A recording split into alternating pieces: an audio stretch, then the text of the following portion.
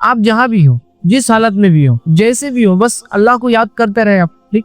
ان الفاظ سے، ان جملوں سے، ان کلمات سے، جن الفاظ سے، جن جملوں سے، جن کلمات سے نبی اکرم صلی اللہ علیہ وسلم اللہ کو یاد کیا. اور اگر وہ بھی نہیں آتے تو کم از کم جو ہے اپنی زبان میں اللہ کو یاد کرتے رہے، اس کا شکر ادا کرتے رہے، ہے نا. لیکن ہم دیکھتے ہیں اللہ کے ذکر کا جہاں معاملہ آتا ہے ہم بہت کوتاہی برتتے ہیں. یاد رکھیں، اتنی کوتاہی برتتے ہیں، اتنی کمزوری برتتے ہیں، اور ایسا لگتا ہے کہ اللہ کا ذکر اتنا بڑا بوجھ ہے، اتنا بڑا روڑا ہے، اتنی بڑی اڑچن ہے، اتنی بڑی تکلیف ہے، اور اتنا مخصوص ہے کہ شاید اس کے لیے کوئی عمل کرنا ہوگا. حالانکہ اللہ کے ذکر کے لیے آپ کو کسی چیز کی ضرورت نہیں، حتیٰ کہ اللہ کا ذکر اتنا آسان ہے کہ آپ کو اس کے لیے وضو کی ضرورت بھی نہیں. انسان بے وضو بھی ہو تو اللہ کا ذکر کر سکتا ہے، اٹھتے اور بیٹھتے، سوتے اور جاگتے تھی. بس ذکر کے لیے جو چیز ضروری ہے انسان ہوش میں ہو، بس پھر کیا ہے ذکر. اور یہ دیکھا گیا ہے کہ جو لوگ ذکر کو کثرت سے کرتے اللہ کے، وہ جب بے ہوش بھی ہو جاتے تو اللہ کا ذکر کرتے رہتے ہیں. مثال کے طور پہ کچھ لوگ اللہ کے ذکر کے الحمدللہ اتنے پابند ہوتے ہیں کہ جب سوتے ہیں نا تو نیند میں بھی اللہ کا ذکر کرتے ہیں. آپ دیکھیں کروٹ بدلتے ہیں، اللہ کا ذکر کرتے ہیں نیند میں. اور وہ اس وجہ سے ہوتا ہے کہ جب وہ بیداری میں ہوتے ہیں، جاگتے ہوئے ہوتے ہیں، تب اللہ کو کثرت سے یاد کرتے ہیں. تو جب سوتے ہیں تو بھی انکانشیس مائنڈ ان کا اس ذکر کو یاد رکھتا ہے، اور وہاں بھی وہ اللہ کا ذکر کرتا ہے. بڑی اہم چیزیں یاد رکھیے.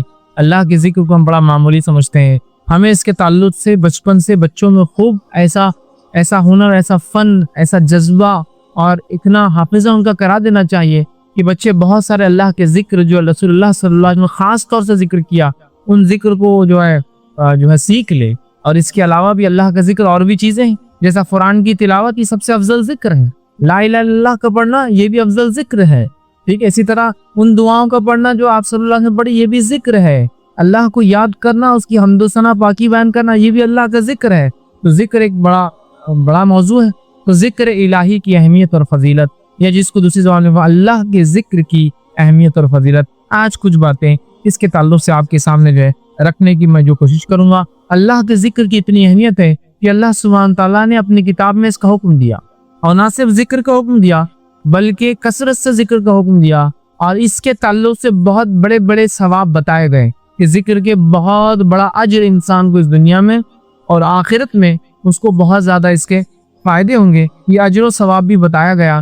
آئیے ذکر کی اہمیت بتانے کے لیے ایک آیت آپ کے سامنے پڑھتا ہوں جو خطبے میں نے تلاوت کی، جو سورہ بقرہ سورہ نمبر 2 اس کی آیت نمبر 152 ہے، 152 ہے. اللہ اس میں فرماتا کہتا ہے فَاذْكُرُونِي أَذْكُرْكُمْ وَاشْكُرُوا لِي وَلَا تَكْفُرُونَ. یہ فَاذْكُرُونِي أَذْكُرْكُمْ، تم میرا ذکر کرو میں تمہارا ذکر کروں گا. وَاشْكُرُوا لِي وَلَا تَكْفُرُونَ، اور میری نعمتوں پر شکر ادا کرو اور اس کی ناشکری نہ کرو، اس کے ساتھ کفر نہ کرو، ان نعمتوں کو چھوٹا نہ جانا. تو بہرحال دیکھیں یہاں کیا فرمایا جا رہا ہے، فَاذْكُرُونِي أَذْكُرْكُمْ. اب اس سے بڑی کیا بات ہو سکتی ہے. اللہ فرمایا فَاذْكُرُونِي، تم میرا ذکر کرو، أَذْكُرْكُمْ، میں تمہارا ذکر کروں. مطلب جب بندہ اللہ کا ذکر کرتا ہے تو اللہ اس کا ذکر کرتا ہے. حدیث میں آتا ہے کہ جب بندہ اللہ کا ذکر کرتا ہے تو اللہ اس سے اچھی مجلس میں اس کا ذکر کرتا، مطلب فرشتوں کی مجلس. ایک روایت میں آتا ہے جب بندہ اللہ کا ذکر کرتا ہے تو اللہ اپنے مقرب فرشتوں میں، اللہ کے جو نزدیکی فرشتے ہیں یاد رکھیے، ان میں اللہ پھر ذکر کرتا ہے ہم لوگوں کا، یا تو مقرب فرشتوں میں یا تو فرشتوں کی مجلس میں. یاد رکھو تو کہا تم میرا ذکر کرو میں تمہارا ذکر کروں. اب ہم نے اللہ کا ذکر چھوڑ دیا اور پھر سوچتے اللہ نے ہمیں کیوں چھوڑ دیا. فَاذْكُرُونِي أَذْكُرْكُمْ، اس ہاتھ بھی اور اس ہاتھ لو، تم مجھے یاد کرو میں تمہیں یاد رکھوں گا. سمپل اصول ہے کتنا، ہے نا. ہم اللہ کو بھول جاتے ہیں. اب اللہ کا ذکر اور اللہ کی تسبیح پاکی کا بیان کرتے ہیں میکسیمم، زیادہ زیادہ جب ہو جائے تو وہ یہ جب مصیبت آن پڑتی، تکلیف آ گئی، ایگزام آ گیا تو بہت اللہ کا ذکر ہو رہا، ٹیسٹ آ گیا کوئی اللہ کا ذکر ہو رہا، بیماری آ گئی اللہ کا ذکر ہو رہا، تجارت ڈوب رہی اللہ کا ذکر ہو رہا، ہاں کسی ٹرین یا گاڑی کی چھوٹنے کا ڈر ہے تو پھر اللہ کا ذکر ہو رہا ہے، کسی نقصان کا اندیشہ خدشہ اللہ کا ذکر ہو رہا ہے، گھنی رات میں نکلے تو اللہ کا ذکر ہو رہا ہے. لیکن اس کے علاوہ آرام ہے تو اللہ کا ذکر غائب ہے، بزنس چلتا ہے تو اللہ کا ذکر غائب ہے، امتحان نہیں ہے تو اللہ کا ذکر غائب ہے، صحت دے دی تو اللہ کا ذکر غائب ہے، امن و امان دے دیا اللہ کا ذکر غائب. پھر بولتے اللہ ہمیں کیوں نہیں یاد رکھتا، اس لیے کہ فَاذْكُرُونِي أَذْكُرْكُمْ، تم مجھے یاد کرو میں تمہیں یاد کروں گا. اور آگے فرمایا وَاشْكُرُوا لِي، اور میرا شکر ادا کرو، وَلَا تَكْفُرُونَ، اور جو ہے میں نے جو نعمتیں دی ہیں اس کے ساتھ کفر نہ کرو، نہ جس کی کہیں گے ناشکری نہ کرو، ہے نا. تو ہم اللہ کے ذکر کو مخصوص کرتے ہیں، پھر کہتے ہیں اللہ ہمیں کیوں نہیں یاد رکھتا ہے۔ اصول بہت آسان ہے، یہ آیت بتا رہی ہے فَاذْكُرُونِي أَذْكُرْكُمْ، بس یہ اصول کو یاد رکھ لیجئے۔ ہم اللہ کو یاد کریں گے، اللہ ہمیں یاد رکھیں۔ اور کیسے یاد رکھیں گا، ابھی انشاءاللہ میں احادیث کے ذریعے بہت ساری باتیں آپ کے سامنے رکھوں گا کہ کیسے اللہ یاد کرتا ہے، کیسے اللہ یاد رکھتا ہے، کہاں اللہ یاد کرتا ہے ہمیں۔ تو اللہ کے ذکر کو معمولی مت سمجھ، ایسا ہوتا ہے کچھ لوگوں نے اللہ کے ذکر کو مذاق بنا دیا، میں جانتا ہوں۔ ان لوگوں کی وجہ سے ہم حقیقت میں اللہ کا ذکر نہ بھول جائے، جیسا کہ کچھ لوگ اللہ کا ذکر سے مراد ہے نماز، روزہ، زکوٰۃ سب چھوڑ دیتے ہیں، جنگلوں میں جا کے بس اللہ ہو چلاتے رہ رہے، گھوم رہے، ناچ رہے ہیں اور پتہ نہیں کیا کیا کر رہے ہیں۔ تو ان کو دیکھ کر ہمیں لگتا ہے یار اللہ کا ذکر بول تو کچھ تو بھی خاص چیز نہیں ہے، یہ دیکھا نہیں، اللہ کا ذکر بڑی اہم چیز ہے، یاد رکھ۔ یہ الگ بات ہے کچھ لوگوں نے اس کو غلط ریپرزینٹ کیا، لیکن اس کی وجہ سے اللہ کے ذکر کی اہمیت میں کمی نہیں آتی ہے۔ تو پہلی آیت جو میں نے آپ کے سامنے اس کی اہمیت کی تعلق سے رکھی ہوئی ہے فَاذْكُرُونِي أَذْكُرْكُمْ وَاشْكُرُوا لِي وَلَا تَكْفُرُونِ، تم میرا ذکر کرو اے بندو، میں تمہیں یاد کروں گا، تمہارا ذکر کروں گا، وَاشْكُرُوا لِي، اور میرا شکر ادا کرو، میری تسبیحات اور میری بڑائی بیان کرو، وَلَا تَكْفُرُونِ، اور میری نعمتوں کے ساتھ کفر نہ کرو۔ اب مجھے یاد کرنے کا حکم دینے کے بعد تاکہ اللہ بھی ہمیں یاد رکھے، اللہ سبحانہ تعالیٰ یہ چاہتا ہے کہ تمام بندے اللہ کی اس کی تعریف کرے، حمد و ثنا کرے، اس کا ذکر کرے، کھڑے سے، بیٹھے سے، لیٹے سے، مطلب ہر کیفیت میں۔ اللہ سبحانہ تعالیٰ اس تعلق سے فرماتا ہے سورہ آل عمران سورہ نمبر 3 آیت نمبر 191، بہت مشہور اور معروف آیت ہے۔ اللہ کے رسول صلی اللہ علیہ وسلم جب رات میں اٹھتے ہیں تو رات میں اٹھنے کے بعد سورہ بقرہ کی آخری 10 آیتیں آسمان کی طرف دیکھ کر تلاوت بھی کرتے تھے، 190 سے لے کر 200۔ 191 میں اللہ سبحانہ تعالیٰ فرماتا ہے، اس آیت میں دیکھیے کیا فرماتا ہے، الذین یذکرون اللہ قیاما وقعودا وعلی جنوبہم، مومنوں کی صفت یہ ہے، یہ اللہ چاہتا ہی ہے کہ مومن ایسا کرے، اور یہ مومنوں کی صفت بھی ہے، اس لیے اس کو بیان کیا گیا الذین یذکرون اللہ قیاما، کہ مومنوں کی صفت یہ ہے، نیک انسانوں کی صفت یہ ہے کہ اللہ کا ذکر کرتے ہیں کھڑے سے۔ کھڑے سے ذکر نماز کی شکل میں ہو سکتا ہے، کھڑے سے ذکر دعاؤں کی شکل میں ہو سکتا ہے، کھڑے سے ذکر اللہ ہر قسم سے جو یاد انسان کھڑے رہ کر کرتا ہے۔ مومن کی صفت یہ جو اللہ چاہتا بھی الذین یذکرون اللہ قیاما، کہ وہ یاد کرتے اپنے رب کو کھڑے سے۔ پھر فرمایا قیاما وقعودا، اور جب وہ بیٹھے ہوئے ہوتے ہیں تب بھی جو ہے مومن اللہ کو یاد کرتا ہے۔ پھر فرمایا وعلی جنوبہم، اور جب اپنے پہلوؤں پر لیٹ جاتے ہیں، سیدھے یا بائیں جانب لیٹ جاتے ہیں، تو اللہ دیکھیے کیا بات فرما رہا ہے کہ مومن کی صفت یہ ہے جو اللہ چاہتا بھی ایسا ہو کہ وہ کھڑے سے ذکر کرتا ہے، بیٹھ کر ذکر کرتا ہے، اور لیٹے لیٹے اللہ کا ذکر کرتا ہے۔ اب یہ 3 کیفیت کے علاوہ چوتھی کیفیت کیا ہے بتائیے انسان کی زندگی میں؟ یا تو کھڑا ہوتا ہے، یا تو آپ لوگ جیسا میں کھڑا ہوں، آپ لوگ بیٹھے ہیں درسن سے، یا تو کوئی لیٹا ہے جو بیمار انسان ہوگا، ٹھیک، یہی ہوں گی 3 کیفیت، یا جو معذور ہوگا وہ لیٹ جائیں گا۔ یہ 3 کیفیت میں انسان رہتا ہے، فزیکل اس کا پوسچر جس کو کہیں گے، ان میں بھی مومن اللہ کو یاد کرتے ہیں۔ کھڑے سے نماز میں ہو سکتا ہے، کھڑے سے ہر جگہ جہاں آپ کھڑے اور خالی ہے وہ بھی مانا ہو سکتا ہے کہ میں کھڑا ہوں انتظار کر رہا ہوں اللہ کا ذکر چالو ہے، میں جو ہے بیٹھا ہوں انتظار کر رہا ہوں اللہ کا ذکر چالو ہے۔ بیٹھنے میں یہ بھی مراد ہے کہ نماز کھڑے رہ کے نہ پڑھ سکے تو بیٹھ کر پڑھتے ہیں، یا بیٹھ کر تلاوت و قرآن آپ کریں تو بیٹھ کر اللہ کا ذکر ہوا، کسی کے انتظار میں اب اللہ کا ذکر ہوا، ٹھیک ہے۔ لیٹ کر مطلب بیمار ہے، چل نہیں سکتے، لیٹے ہوئے، یا پھر اچھی صحت ہے لیکن اب سونے کا وقت ہے تب بھی اللہ کا ذکر کرتے ہیں، یہ معنی۔ اور اس کی تفسیر میں ابن عباس رضی اللہ عنہ فرماتے اور کہتے ہیں، یعنی بندہ جو رات اور دن میں سمندر میں ہو یا جو ہے زمین پر ہو، سفر میں ہو یا جو ہے اپنے شہر میں ہو، غربت میں ہو یا مالداری میں ہو، بیماری میں ہو یا صحت مندی میں ہو، تنہائی میں ہو یا مجلس میں ہو، ہر حال میں اللہ کا ذکر کرتا ہے۔ اور یہی معنی تو ہے شاید، مطلب انسان سفر میں ہے، شہر میں ہے، زمین میں ہے، آسمان میں ہے، سمندر کے اندر ہے، ٹھیک ہے، مجلس میں ہے، انفرادی طور سے بیٹھا ہے، ٹھیک ہے، ہر حال میں، مالداری میں ہے، غربت میں ہے، تنگدستی میں ہے، پریشانی میں ہے یا فراوانی میں ہے، اچھا معاملہ ہے یا برا معاملہ ہو، ہر حالت میں مومن بندے کی صفت یہ ہے، مومن اللہ کا ذکر کرتا ہے۔ اور اس کی صفت بیان کی الذین یذکرون اللہ قیاما وقعودا وعلی جنوبہم، اللہ کا ذکر کرتے ہیں کھڑے سے، بیٹھ کر، اور اپنے پہلوؤں پر جب لیٹے ہوئے ہوتے ہیں، اللہ ہر کیفیت میں، ہر حال میں۔ اور فزیکلی یہی 3 پوزیشن ایک انسان لے سکتا ہے، کھڑا ہے، بیٹھا ہے یا لیٹا ہوا ہے، ٹھیک۔ تو ہر حال میں یاد رکھ اللہ کا ذکر، اس لیے میں نے شروع میں کہ اللہ کے ذکر کو تو اتنا آسان ہے، کہیں بھی کبھی بھی ہو سکتا ہے، کوئی خاص موقع, کوئی خاص محل, کوئی خاص جگہ, کوئی خاص کچھ بھی نہیں چاہیے. آپ چاہیے اور ایک زبان چاہیے جو اللہ کو یاد کرتا ہے, بس اتنا ہی چاہیے. ہم کوشش کریں بکثرت اللہ کا ذکر کریں. اسی طرح جو ہے مومن بندے کو اللہ نہ صرف ذکر کا حکم دیتا ہے ہر حال میں, بلکہ کثرت سے ذکر کا حکم اللہ نے قرآن میں دیا. اللہ سبحانہ تعالیٰ قرآن میں فرماتا ہے, سورہ احزاب سورہ نمبر 33 کے آیت نمبر 41 اور 42 میں 41 42 میں اللہ فرماتا ہے اور کہتا ہے, یا ایھا الذین آمنوا اذکروا اللہ ذکرا کثیرا. کیا فرمایا؟ یا ایھا الذین آمنوا اذکروا اللہ ذکرا کثیرا. اے وہ لوگوں جو ایمان لائے ہو, اللہ کا ذکر کرو کثرت کے ساتھ. کیسا ذکر کرو؟ ذکرا کثیرا, بہت زیادہ, جتنا ہو سکتا ہے اتنا ذکر کرو. تمہاری زبان کبھی ذکر سے نہ تھکے. آگے فرمایا وَسَبِّحُوا بُكْرَةً وَأَصِيلًا, اور اس کی تسبیح بیان کرو, اس کی پاکی بیان کرو صبح اور شام. دیکھیے کثرت سے ذکر کے بعد پھر تسبیح کا تذکرہ پھر آ گیا پاکی بیان کرنے کا. مطلب پاکیز کی بیان کرو, سبحوا, اس کی پاکی بیان کرو, ہے نا. سبحان اللہ, یہ اس کی پاکی بیان کرنا, اللہ اس کی پاکی بیان کرو کہ اللہ پاک ہے ہر نقص سے. ٹھیک, کب؟ صبح اور شام. تو یہاں دیکھیے اس آیت میں پہلے تو آیت فرمائی یا ایھا الذین آمنوا, ایمان والوں تذکرہ ہے, مطلب ایمان والا یہ کام کرتا ہے.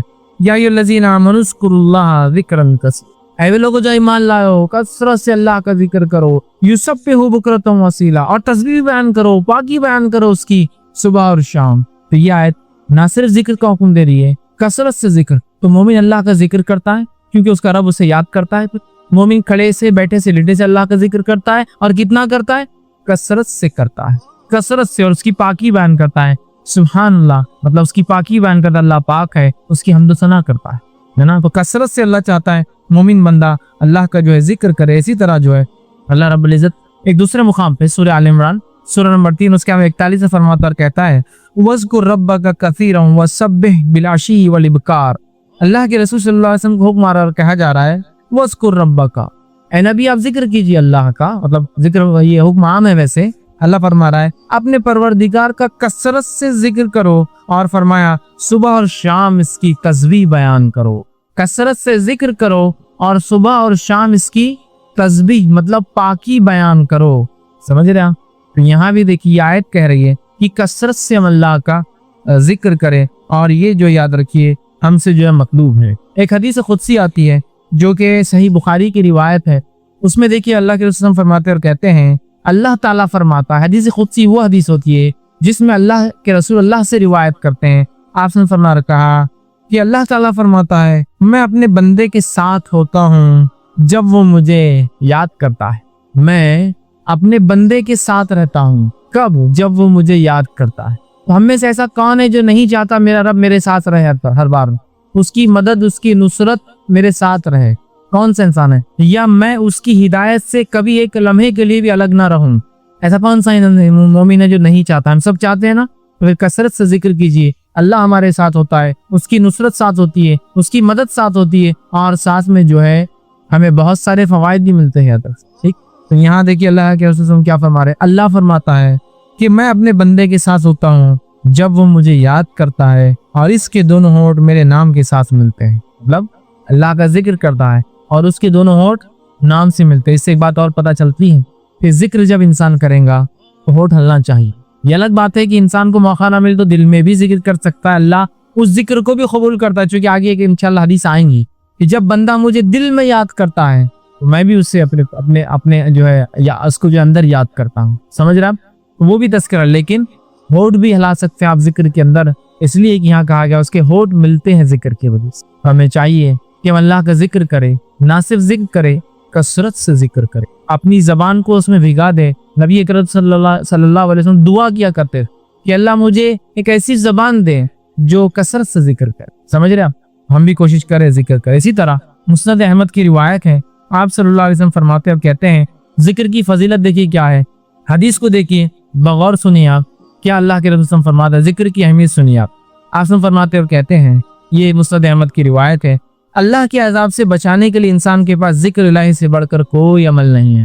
اللہ کے عذاب سے بچانے کے لیے ذکر الہی سے بڑھ کر کوئی عمل انسان کے پاس نہیں ہے. اللہ سے اپنے آپ کو جہنم سے, اس کے غصے سے, اس کے غضب سے بچانے کے لیے ہمارے پاس اللہ کے ذکر کے علاوہ کوئی ہتھیار نہیں ہے، اللہ کے ذکر کے علاوہ کوئی طریقہ اور کوئی سولوشن نہیں ہے۔ آپ فرماتے ہیں اللہ کے عذاب سے بچانے کے لیے انسان کے پاس ذکر الہی سے بڑھ کر کوئی عمل نہیں ہے۔ پھر فرماتے ہیں صحابہ نے عرض کیا کہ اللہ کے رسول صلی اللہ علیہ وسلم کیا جہاد فی سبیل اللہ بھی نہیں ہے؟ کیا ہم جہاد کریں جس کی وجہ سے شہید کا خون زمین پہ گرنے سے پہلے اللہ مغفرت کر دیتا ہے، اس کی روح کو نکال کے سبز رنگ کے پرندوں میں ڈال دیتا ہے، وہ پرندوں کے گھونسلے اللہ کے عرش کے نیچے ہیں جس میں وہ رہتے اور جنت میں جہاں چاہتے ہیں چرتے پھرتے ہیں، تو کیا وہ بھی افضل عمل نہیں ہے؟ کیا وہ عمل سے بھی ہم اللہ کے عذاب سے نہیں بچ سکتے؟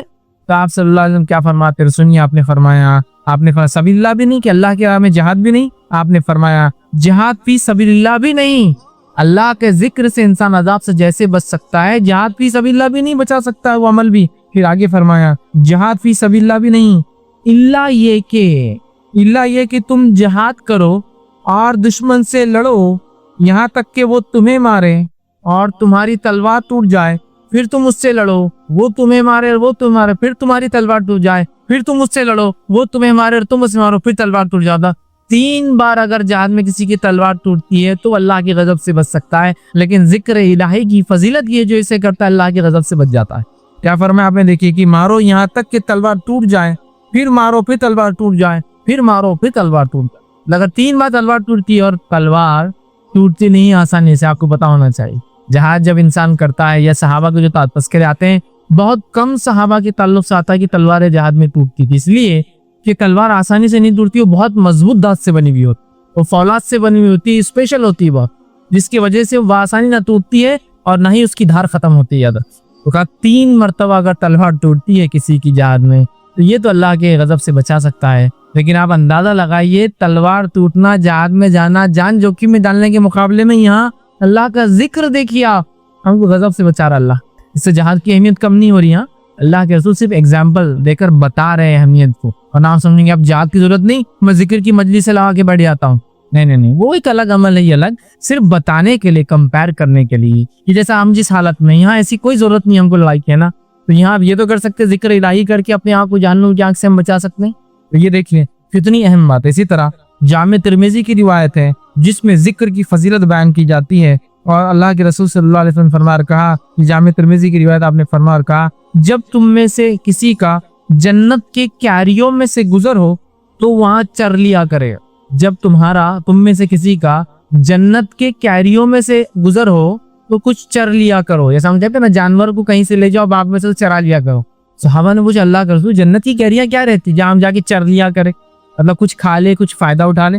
تو آپ صلی اللہ علیہ وسلم فرمایا ذکر کی مجلس سے گزرو تو تھوڑا ذکر کر لیا کرو، اس لیے کہ وہ جنت کی کیریاں ہیں۔ اب ذکر کی مجلس بولے تو کیا ہے، اس کے لیے کوئی مجلس ملا، ابھی ہم جو بیٹھے اور جو کام کر رہے ہیں کیا ہے، ذکر کی مجلس۔ اللہ کا تذکرہ تو کر رہا ہوں میں آپ کے ساتھ، ہے نا، قرآن کی تلاوت ہو رہی ہے، ذکر کی مجلس۔ کچھ لوگ بیٹھ کر اپنے دین کو سیکھ رہے اور سمجھ رہے ہیں، ذکر کی مجلس۔ کچھ لوگ اللہ کا تعارف اور انٹروڈکشن جو ہے لوگوں تک پہنچا رہے ہیں، ذکر کی مجلس۔ کچھ لوگ نبی اکرم صلی اللہ علیہ وسلم کی سیرت بیان کر رہے ہیں، ذکر کی مجلس، کیونکہ اللہ کے دین کو یاد کیا جا رہا ہے، اس کے نبی کو یاد کیا جا رہا ہے، سمجھ رہے آپ؟ تو جب تم ذکر کی مجلس میں سے گزرا کرو تو کچھ چر لیا کرو، یہ جنت کی کیریاں ہیں ذکر کی مجلس۔ مطلب کوئی انسان ہے، کوئی درس قرآن ہو رہا ہے، گزرتا جائے تو ضرور بیٹھے اس میں اور کچھ نہ کچھ بات سنتے ہوئے نکلے ہوں گے، کیونکہ یہ جو ہے ذکر کی مجلسیں ہیں، یاد ہے، ٹھیک ہے، یہ جنت کی کیریاں ہیں۔ اسی طرح جو ہے نبی اکرم صلی اللہ علیہ وسلم فرماتے ہیں، سنن ابن ماجہ کی روایت ہے، اور اس حدیث کے اندر جو بات اور جو اہمیت ذکر کو دی گئی ہے وہ اتنی زبردست ہے، اگر اس کو ہم سمجھ لیں اور اس کے مطابق ہم عمل کرنا شروع کر دیں تو بہت ہم فائدہ اٹھائیں گے۔ اللہ کے ذکر کی دیکھیے کیا اہمیت ہے۔ آپ صلی اللہ علیہ وسلم فرماتے ہیں، ابن ماجہ کی روایت ہے، سنن ابن ماجہ کی حدیث کے الفاظ سنیے آپ کیا ہیں، کیا میں تمہیں وہ عمل نہ بتا دوں جو تمہارے اعمال میں سب سے اچھا ہے؟ آپ صلی اللہ علیہ وسلم فرما رہے ہیں، کیا میں تم لوگوں کو اعمال میں وہ عمل نہ بتا دوں جو تمہارے عملوں کے اندر سب سے اچھا ہے؟ اس کے بعد جو ہے آپ صلی اللہ علیہ وسلم فرمایا اور کہا، تمہارے مالک حقیقی کے نزدیک سب سے عمدہ، اللہ کے نزدیک سب سے عمدہ وہ شخص وہ عمل ہے، تمہارے درجات میں سب سے اعلیٰ وہ جو عرفہ وہ ہے، اور تمہارے لیے سونے اور چاندی سے بھی وہ چیز خیر ہے۔ مطلب پہلے تو آپ نے فرمایا کیا میں تمہیں سب سے اچھا عمل نہ بتا دوں، پھر آپ فرما رہے ہیں تمہارے مالک حقیقی کے نزدیک وہ سب سے عمدہ عمل ہے، سب سے اچھا ہے اور اللہ کے نزدیک سب سے عمدہ ہے. تمہارے درجات کو سب سے زیادہ وہ بلند کرتا ہے اگر وہ کام کرو تو. پھر فرماتے تمہارے لیے سونے اور چاندی سے افضل ہے جس کو انسان جمع کرتا ہے. اور اس بات سے بہتر ہے کہ دشمنوں سے تمہاری مدبھیڑ ہو جائے, تم انہیں مارو اور وہ تمہیں مارو. پوچھا گیا وہ کون سا عمل ہے؟ تو آپ نے فرمایا, رسول نے فرمایا وہ بہترین عمل کیا ہے؟ جب پوچھا گیا تو آپ نے فرمایا اللہ کا ذکر. کیا فرمایا؟ ذکر اللہ, اللہ کا ذکر. اللہ کا ذکر سب سے افضل عمل ہے, سب سے اعلیٰ عمل ہے, سب سے زیادہ درجے بلند ہوتے ہیں, جہاز سے بھی بہتر ہے. اور سونا اور چاندی جس کو جمع کرنے کے لیے ہم سب کچھ دنیا میں کرتے ہیں, یہ قیامت میں اس سے بہتر ثابت ہوں گا. سمجھے آپ بات؟ کتنا اہم اور کتنا افضل عمل ہے اللہ کا ذکر, جس کو ہم بہت معمولی سمجھتے. اور اللہ کے ذکر کو اگر تھوڑا بہت کرتے بھی تو اتنا معمولی ہے, اتنا ہلکا, اسی کو انتہا بودا. کسی سے ملاقات کرو تو سلام کرو, کیا جاتا ہے اس کے اندر مجھے بتائیے؟ چند جملے السلام علیکم. وہ ذکر تک نہیں ہو رہا تو باقی کیا ذکر سیکھیں گے اور کیا سکھائیں گے باقی میں؟ سبحان اللہ, اللہ کی پاکی بیان کرنا. انشاءاللہ میں کر, اللہ نے چاہا تو ماشاءاللہ, اللہ نے جیسا کل اللہ برکت دے. اور چھوٹی چھوٹی دعائیں, گھر سے نکل رہے ہیں, گھر میں جا رہے ہیں, مسجد میں داخل, مسجد سے نکلنا ہے, نماز سے پہلے, نماز کے بعد ذکر و اذکار, جو نماز کے دوران, نماز کے بعد اپن ذکر و اذکار کرتے ہیں, لوگوں سے ملتے تو ذکر کرتے ہیں, لوگوں سے ملاقات کرے تو اچھائی تو حکم دے, برائی سے روکے, یہ بھی ذکر ہے. لیکن آج ہم اتنے اپنے آپ کو ذکر سے دور کر بیٹھے ہیں کہ کبھی کبھار جو تھوڑا بہت کوئی ذکر کر لے تو بولتے رہے یار اللہ کو بہت یاد کرتا ہو بندہ, بہت اللہ کا بندہ ہے, بہت پیارا بندہ ہے. اتنے کم لوگ ہو گئے اللہ کا ذکر کرنے والے کہ کوئی کرتا ہے تو مشہور ہو جاتا ہے, جبکہ ہونا ہی چاہیے کہ جو نہ کرے مشہور ہو جائے کہ اللہ کا ذکر نہیں کرتا. کیسا احمق آدمی ہے, احمق مطلب عقل نہیں ہے اس کو کہ اللہ کے ذکر کے کتنے فائدے اور وہ ذکر نہیں کرتا ہے. اور حالت یہ ہماری کہ اللہ کے ذکر کو ہم ایک تو سن کے آپ کو لگا اللہ کا ذکر بولتے جملہ ہی غلط ہے.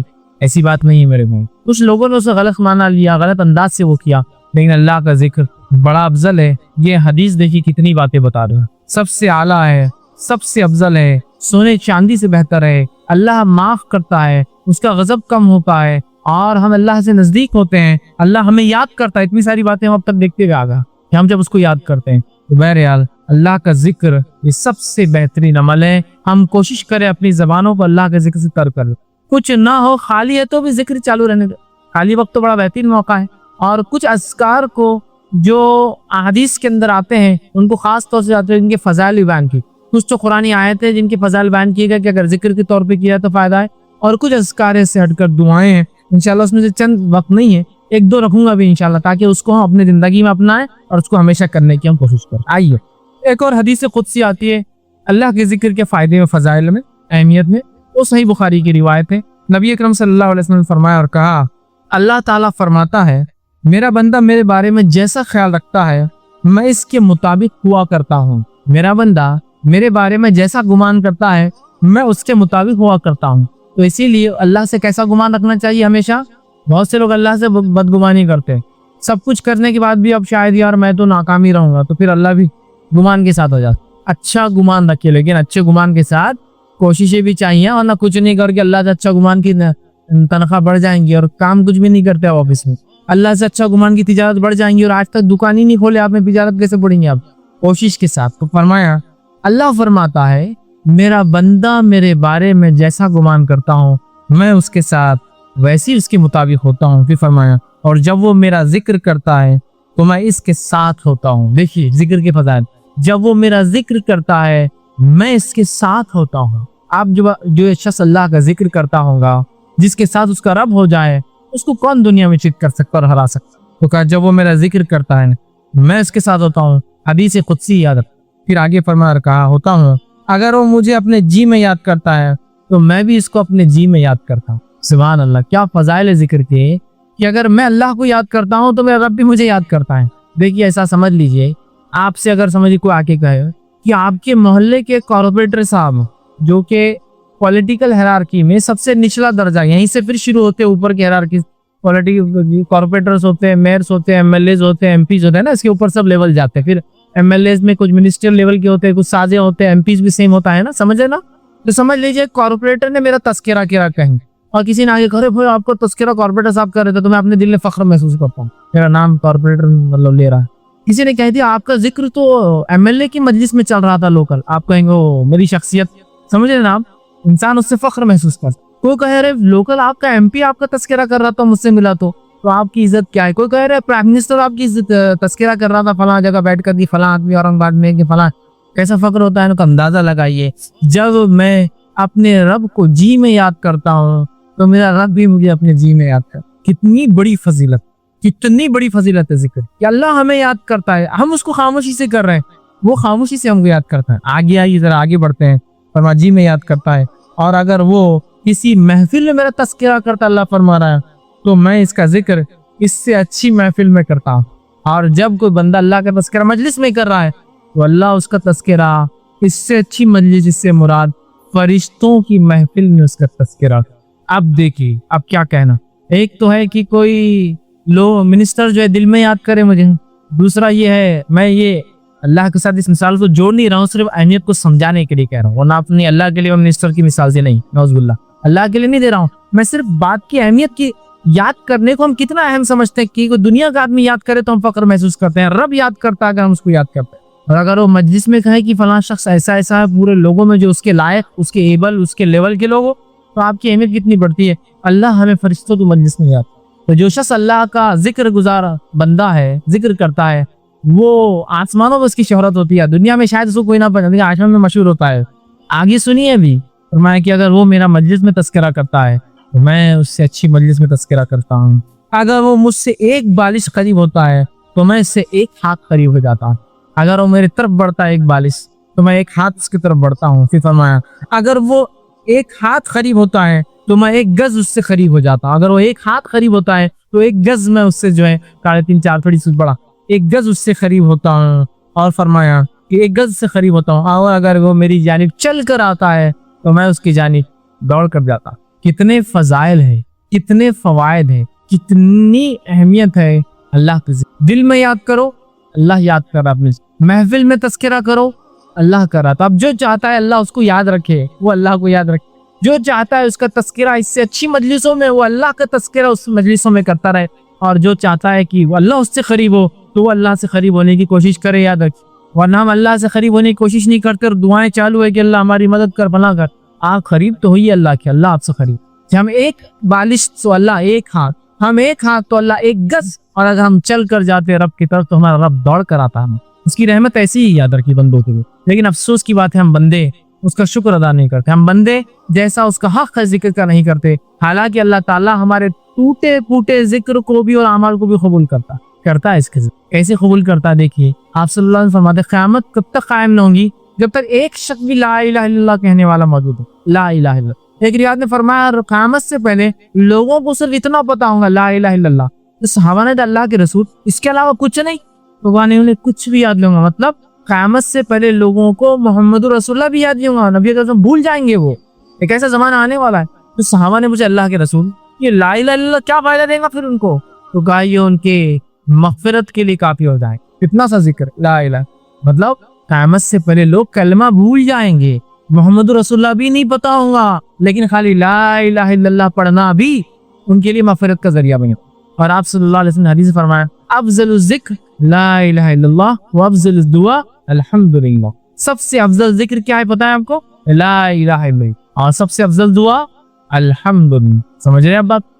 بہت اہم ہے ذکر، یاد رکھیں بہت اہم ہے ذکر، اتنا اہم ہے کہ ایک روایت میں آتا ہے کہ ایک انسان جس کے اعمال حد نظر جہاں تک نظر جائیں گی وہاں تک گناہ ہوں گے اس کے نام میں، لیکن ایک مرتبہ اس نے خالص دل سے کہا ہوگا لا الہ الا۔ جب اللہ اس بندے سے پوچھیں گا بندے آج کیا امید کرتا ہو، کہیں گا اللہ کیا امید کروں، سارے دفتر تو گناہ سے بھرے ہیں، اتنے اس کے، اور حدیث کے الفاظ 99 دفتر ہوں گے، 99 دفتر، 99 رجسٹر ہوں گے، ہر رجسٹر کی لمبائی زمین حد نظر جائیں گی، اور جہاں تک نظر جائیں گی سارے گناہ، لیکن 99 دفتر اس کے گناہ سے بھرے ہوں گے، لیکن ایک اس کا عمل ہوگا جو سچے دل سے کہا ہوگا لا الہ الا اللہ۔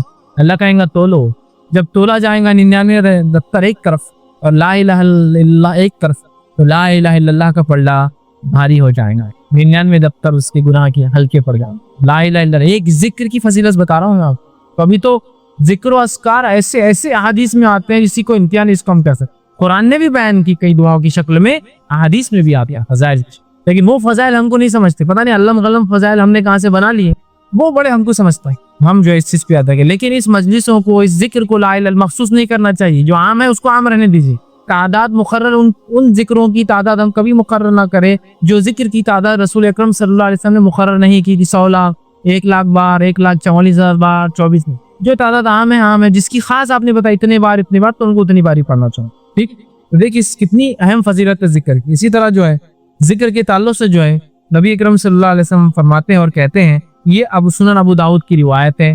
حدیث کے الفاظ اس طرح سے، کوئی جماعت کسی مجلس میں اللہ کا ذکر کرنے کے لیے نہیں بیٹھتی مگر رحمت کے فرشتے اسے گھیر لیتے ہیں اور اللہ کی رحمت اسے ڈھانپ لیتی ہے اور اللہ اس جماعت کا ذکر فرشتوں کے درمیان کرتا ہے جو اس کے پاس ہے. ذکر کا ایک فائدہ یہ ہے، آپ فرما رہے ہیں جب کوئی جماعت ایک مجلس میں آ کر بیٹھتی ہے تو بہت سارے لوگ ہیں، اس میں کچھ لوگ آگے بیٹھتے اور اللہ کا ذکر کرتے ہیں تو فرشتے ان کو ڈھانک لیتے ہیں. اور صحیح مسلم کی روایت میں ہے کہ فرشتے اپنے پروں سے ڈھانکتے پہلے آسمان تک ڈھانک دیتے ہیں پہلے آسمان. اور اس روایت میں کہ فرشتے ڈھانک لیتے ہیں، اللہ کی رحمت ان پر غالب آ جاتی ہے اور اللہ ان کا ذکر اپنے نزدیکی فرشتوں میں کرتا ہے. مقرب فرشتے یاد رکھیے، اس کے اسپیشل ہوتے ہیں نزدیک، اور یہ مقرب فرشتے بڑے اہم ہیں یاد رکھیے. اس لیے کہ جب بندہ اللہ کو ذکر کرتا ہے، اللہ سے توبہ کرتا ہے تو یہ فرشتوں کو اس کا علم ہوتا ہے چونکہ اللہ انہیں دیتا ہے اور وہ اللہ سے گزارش کرتے ہیں اللہ اسے معاف کر دے، اس لیے کہ تیرا ذکر کرتا ہے، کس سے معافی طلبتا ہے اور اللہ ان کی بات کو سنتا بھی ہے، اس لیے کہ وہ اسپیشل فرشتے ہیں. سمجھ رہے آپ؟ تو اللہ مقرب فرشتے. صحیح مسلم کی روایت ہے فرشتے پروں سے گھیرتے آسمان تک گھیر لیتے ہیں، اللہ اس مجلس کی مغفرت کر دیتا ہے. اور فرشتوں نے کہا فرشتوں یہ جتنے لوگ اس مجلس میں تھے جو میرے ذکر کی تھے سب کو معاف کر دیا جائے. تو فرشتے کہتے ہیں اللہ اس میں تو 1-2 لوگ ایسے تھے، کچھ لوگ ایسے تھے جو ایسا گزر رہے تھے، گزرتے آ کے کچھ دیر کے لیے صرف بیٹھ گئے، تو اللہ کہتا ہے انہیں بھی معاف کر دو، اس لیے کہ وہ جس مجلس میں بیٹھے تھے اس مجلس کی وجہ سے ان کی مغفرت کرو. اور ذکر کرنے والوں کی اہمیت دیکھیے کہ اگر کوئی چلتے بھی بیٹھ کے کچھ سن لیتا ہے تو وہ بھی مغفور ہو جاتا ہے، اس کی بھی مغفرت ہو جاتی. کیوں؟ کہ تو مجلس ہی ایسی ہوتی ہے کہ اس میں کسی کو معاف جس کو کہیں گے اس کو معافی نہ دے، ایسا ہو ہی نہیں سکتا کہ تو اللہ کے ذکر کی مجلس ہے. تو ہم جب بھی کہیں بیٹھے اللہ کا ذکر سے ہی شروع کیے. ٹھیک ہے، مثال کے طور پہ آپ کو دنیاوی میٹنگ میں بھی آئیں اللہ کے ذکر سے پھر آپ باقی کا کام کرتے ہیں، بہت اہم ہے چونکہ اس کے بڑے فضائل آتے ہیں. اور اللہ کے ذکر میں سب سے افضل ذکر کیا ہے؟ تلاوت قرآن. تو اب ذکر بولا تو آپ دعائیں یاد رکھنی، قرآن چڑھ دیں. سب سے افضل ذکر قرآن ہے. اس کا ہر حرف پڑھنے پر کتنی نیکیاں ملتی ہیں؟ 10 نیکیاں ملتی ہیں. کہ اس کا ہر حرف جب انسان پڑھتا ہے اس میں 10 نیکیاں ہے نا. آپ نے فرمایا جب کوئی انسان قرآن پڑھتا ہے ہر حرف پہ 10 نیکی ملتی ہے. اور میں یہ نہیں کہتا ہوں الف لام میم ایک حرف ہے، بلکہ الف حرف و لام حرف و میم حرف. الف ایک حرف ہے، لام ایک حرف ہے، میم مطلب کتنے نیکیاں مل جاتی ہیں؟ 30 نیکیاں. بہت اہم چیز ہے، معاملے نہیں ہوتی. سمجھ رہے اب 30 نیکیاں اس کو مل جاتی ہے. یاد رکھیے. تو ہمیں کوشش کرنا چاہیے سب سے پہلے قرآن کو کثرت سے پڑھے، پھر اس کے بعد جو ہے جو دعائیں قرآنی آتی ہے، جو دعائیں حدیث کی، چونکہ یہ ذکر میں سب سے افضل چیزیں ہیں. یاد رکھیں. ٹھیک. اسی طرح جو ہے نبی اکرم صلی اللہ علیہ وسلم نے کچھ مخصوص ذکر بتائے ہیں. میں پورے نہیں رکھوں گا، میں 3 ہی رکھوں گا چونکہ وقت نہیں تھا، لیکن بہت اہم 3 میں نے چن کے رکھے اور جو اتنے آسان ہیں، اتنے عام ہیں، ہم ہمیشہ کر سکتے ہیں انشاءاللہ. کم از کم ایک ذکر کی مجلس تھی، ایک ذکر کا درس تھا اور 3 ذکر تو سیکھ کر جائے تاکہ اس کو زندگی میں لاگو کر لے تو ہمارے لیے فائدے مند ثابت ہوں گے. آئیے وہ کون سے میں نے 3 ذکر چنے ہیں کہ میں آپ کے سامنے صرف فضائل بیان کرنے میں کتنے اہم اللہ کے ذکر وہ رکھ رہا ہوں، ورنہ بہت سارے اور بھی دعائیں ہیں. پہلا جو ہے نبی اکرم صلی اللہ علیہ وسلم فرماتے اور کہتے ہیں ذکر کے تعلق سے اور اس کی اہمیت بتاتے ہیں. اور یہ جو ہے ترغیب و ترہیب میں جو ہے یہ روایت ملتی ہے جو کہ صحیح روایت ہے. آپ صلی اللہ علیہ وسلم فرمایا اور کہا اور فرمایا اور حدیث کے الفاظ اس طرح سے فرمایا. آپ نے فرمایا، ارشاد فرمایا کہ جو شخص 10 مرتبہ ان کلمات کو پڑھے، کیا فرمایا؟ جو شخص ان کلمات کو 10 مرتبہ پڑھتا ہے، وہ کلمات کیا ہے؟ لا الہ الا اللہ وحدہ لا شریک لہ لہ الملک و لہ الحمد وہو علی کل شیء قدیر. کیا ہے؟ کون سے کلمات ہیں؟ بہت آسان ہے. اس کو عام زبان میں چوتھا کلمہ بولتے ہیں. اب یہ الگ بات ہے کہ لوگوں نے 1 سے 7 کلمے بنائے، کیسے بنا نہیں بتا، لیکن بہرحال ایک عام سمجھ کے لیے بول رہا ہوں. ٹھیک ہے. اول کلمہ، دوم کلمہ، سوم کلمہ، چارم کلمہ، پنجم تھی، چارم ہے. ٹھیک. ہندوستان میں 7 کلمے. پہلے ہم جب سیکھتے تھے جب 5 سیکھے تھے ہم نے، لیکن ابھی نئے بچے 7 کلمے سیکھتے ہیں. بہرحال تو ان ترتیب میں اگر لیا جاتا ہے یہ چوتھے میں آتا ہے. لا الہ الا اللہ وحدہ لا شریک لہ لہ الملک و لہ الحمد وہو علی کل شیء قدیر. تو آپ فرماتے اور کہتے ہیں کہ آپ نے فرمایا کہ جو شخص اس کلمے کو 10 مرتبہ پڑھتا ہے، ٹھیک ہے، لا الہ الا اللہ وحدہ لا شریک لہ، کہ اللہ جو ہے لا الہ، اللہ کے سوا کوئی معبود برحق نہیں، وہ ایک ہے، اس کا کوئی شریک نہیں. ٹھیک ہے. اس کے الفاظ جو ہے लहुल मुल्क वल हम्द, उसी के लिए जो है तमाम मिल्कियत है और उसी के लिए तमाम तारीफें हैं। वह हुवा अला कुल्लि शैइन क़दीर, और वो तमाम चीज़ों पर कादिर है। ठीक है, ये उसका तर्जुमा है। जो शख्स इसको 10 मरतबा पढ़ता है दिन में, आप फरमाते हैं उसका सवाब ऐसे है गोया उसने बनी इस्माइल में से 4 गुलामों को आज़ाद किया। इस्माइल अलैहिस्सलाम की नस्ल में से कितने लोगों को आज़ाद किया? 4 लोगों को। और आपको पता है कि आदम अलैहिस्सलाम से लेकर नबी अकरम सल्लल्लाहु अलैहि वसल्लम तक इस्माइल अलैहिस्सलाम की जो नस्ल का तज़किरा क्यों आ रहा है? आदम अलैहिस्सलाम से लेकर नबी अकरम सल्लल्लाहु अलैहि वसल्लम तक आपने फरमाते हैं इस नस्ल में किसी ने भी जिना नहीं किया, जो कि अंबिया जो होते सबसे पाकीज़ा नस्ल में पैदा होता। समझ रहे? मुशरिक गुजरे हैं वो एक अलग चीज़ है, लेकिन कोई जो है जिना नहीं किया, मतलब वलद जिना या जिना की औलाद या जिना नहीं किया, इतनी पाकीज़ा नस्ल है आदम अलैहिस्सलाम से लेकर इस्माइल अलैहिस्सलाम से लेकर रसूलुल्लाह सल्लल्लाहु अलैहि वसल्लम तक। समझ रहे आप? तो कहा उसने बनी इस्माइल में से 4 गुलाम आज़ाद किए। गुलाम आज़ाद करना बहुत अजर सवाब काम है। क्या करना है हमको? ला इलाहा इल्लल्लाह वहदहु ला शरीका लहु लहुल मुल्कु व लहुल हम्दु व हुवा अला कुल्लि शैइन 10 मरतबा पढ़ना है। क्या किया आपने? बनी इस्माइल में से 4 गुलाम आज़ाद कर दी। सिर्फ 10 मरतबा कलमे को पढ़ना है। कितने फजाइल अंदाजा। दूसरी फजीलत जो है एक और जिक्र की जो मैं आज रख रहा हूँ, वैसे बहुत है लेकिन 3 मैंने चुने हैं सर। दूसरी फजीलत वाला जिक्र है जो बहुत आसान है, हम सब कर सकते हैं, वो ये है जो कि तरगीब व तहजीब इस चीज़ में जो ये सही रिवायत है, बहुत मशहूर और मारूफ रिवायत है कि आप सल्लल्लाहु अलैहि वसल्लम ने फरमाया जो शख्स नमाज के बाद 33 मरतबा अल्हम्दुलिल्लाह, 33 मरतबा सुभानअल्लाह, 33 मरतबा अल्लाहु अकबर कहता है और आखिर में ये कहता है ला इलाहा इल्लल्लाह वहदहु ला शरीका लहु लहुल मुल्कु व लहुल हम्दु व हुवा अला कुल्लि शैइन क़दीर, वही जो मैंने इससे पहले रखा। तो 33 बार जो है उस शख्स ने जो है अल्हम्दुलिल्लाह कहा, 33 बार सुभानअल्लाह कहा, 33 बार अल्लाहु अकबर कहा, और उसके आखिर में ये कहा क्योंकि 33 और 33 हो गए 99 और आखिर में 100 की गिनती पूरी कर दी, ये कह कर कि ला इलाहा इल्लल्लाह वहदहु ला शरीका लहु लहुल मुल्कु व लहुल हम्दु व हुवा अला कुल्लि शैइन क़दीर। तो आप फरमाते और कहते हैं जब ये कहता है तो आप फरमाते हैं कि जो है उसके फ़ायदा ये है तो इसके सारे गुनाह माफ़ कर दिए जाते हैं, गोया अगर इसके गुनाह समंदर के झाग के बराबर भी हो तो। एक रिवायत में फरमाया ये पढ़ना गुलाम आज़ाद करने से ज़्यादा बेहतर है। एक रिवायत फरमाया इसके पढ़ने से 10 नेकियां हर उस पे मिलते हैं, मतलब उसको 1000 नेकियां मिलती। 100 बार पढ़ा ना, 100 पढ़ने पे उसको 1000, 10 हर उस पे 10 तो 1000 नेकियां मिलती है, 1000 गुनाह माफ कर दिए जाते हैं। ये फजा इतना आसान है ना कि सारे गुनाह हत्ता के समंदर के झाग के बराबर गुनाह हो, इतने कसरत से सब माफ कर दिया जाते, सिर्फ हर नमाज के बाद 33 मरतबा अल्हम्दुलिल्लाह सुभान अल्लाह अल्हम्दुलिल्लाह और अल्लाहु अकबर कह दे, उसके सारे गुनाह माफ। और ये गुनाह सगीरा होते हैं, याद कबीरा के लिए तौबा जरूरी हो। कितने फजाइल है। तीसरी चीज जो मैंने जो बहरहाल आज के लिए चुनी है वो ये है, और बहरहाल एक और है, 4 मैंने वो किए। तीसरी चीज जो चुनी है वो भी बड़ी आसान है, बहुत आसानी से हम कर सकते हैं और सबको याद है। आप सल्लल्लाहु अलैहि वसल्लम फरमाते हैं और कहते हैं, ये हदीस जो है तरगीब व तहजीब की, आपने फरमाया कहा जो शख्स ठीक है ये पढ़े जो है ला हौला वला कुव्वता इल्ला बिल्लाह, हदीस के अल्फाज इसलिए है कुल ला हौला वला कुव्वता, जो शख्स इसका वजीफा करे ला हौला वला कुव्वता इल्ला बिल्लाह फइन्नहु कंजुम मिन कुनूजिल जन्नह। ये हदीस के अल्फाज है कुल ला हौला वला कुव्वता इल्ला बिल्लाह फइन्नहा कंजुम मिन कुनूजिल जन्नह, कि जो शख्स ला हौला वला कुव्वता इल्ला बिल्लाह ये पढ़ेगा तो ये जन्नत के खजानों में से खजाना है। जन्नत के खजानों में से खजाना, इसका माना क्या होता है? ला हौला, ना हमें सलाहियत है ना हमें समझ है, वला कुव्वता, ना हमें कोई चीज़ करने की ताकत, इल्ला बिल्लाह, सिवाय इसके कि अल्लाह हर चीज़ पर कादिर है, उसकी मशीयत से तमाम काम होते हैं। आपने फरमाया इसका वजीफा करो इसलिए कि जन्नत के खजानों में से एक ढका हुआ छुपा हुआ खजाना, ला हौला वला कुव्वता इल्ला बिल्लाह, इतना ही पढ़ना है, कभी भी आप पढ़ सकते। चौथा जो एक हदीस जो सही बुखारी की है, और सही बुखारी की आखिरी हदीस है, लास्ट हदीस के अल्फाज देखिए क्या है, कलिमताने हबीबताने इलर रहमान, 2 कलमे ऐसे हैं जो रहमान को बड़े पसंद हैं, खफीफताने अलन निसान, बहुत आसान है इंसान की जबान पे, बड़े हल्के होते जबान के एतबार से, सकीलताने फिल मीज़ान है, लेकिन बहुत वजनी भारी होंगे रोज़े क़यामत मीज़ान के अंदर, सुभान अल्लाह व बिहम्दिही व सुभान अल्लाहिल अज़ीम। 2 कलमे ऐसे हैं जो रहमान को बड़े पसंद है, होठों पर बड़े हल्के हैं, मीज़ान में बड़े भारी है, सुभान अल्लाह व बिहम्दिही व सुभान अल्लाहिल अज़ीम। 2 ही कलमे, इसको याद है, سب کو یاد ہے، بس اٹھتے بیٹھتے سوتے جاگتے جب یاد آئے سبحان اللہ وبحمدہ سبحان اللہ العظیم پڑھ دیجیے ہوگی، سمجھ رہے آپ؟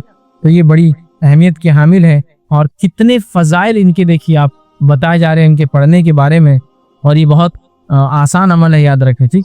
تو ہم اللہ کے ذکر کے معاملے میں بہت محتاط رہیں، چونکہ جو ذکر اللہ کا بندہ نہیں کرتا ہے اس کے تعلق سے حدیث میں الفاظ ہے، ذکر کرنے والے اور نہیں کرنے والے کی مثال حل الحی والمیت کی ہے۔ ذکر کرنے والا زندہ ہے اور ذکر نہیں کرنے والا مردہ ہوتا ہے، یاد رکھیے۔ اور جو بندہ اللہ کا ذکر نہیں کرتا شیطان اس پر غالب آ جاتا ہے، پریشانیاں اس کے دل میں بھر جاتی ہے، اطمینان سے دل خالی ہو جاتے ہیں، تنگ دستی بھر جاتی ہے، دنیا کی زندگی اجیرن ہو جاتی ہے، مشکل میں جو ہے زندگی گزارتا ہے، بہت نقصانات ہے، یاد رکھیے۔ ذکر نہ کرنے سے شیطان حاوی ہو جاتا ہے، دل بے اطمینان ہوتا ہے، انسان پریشان ہوتا ہے، کئی چیزوں کا ذکر الہی علاج ہی۔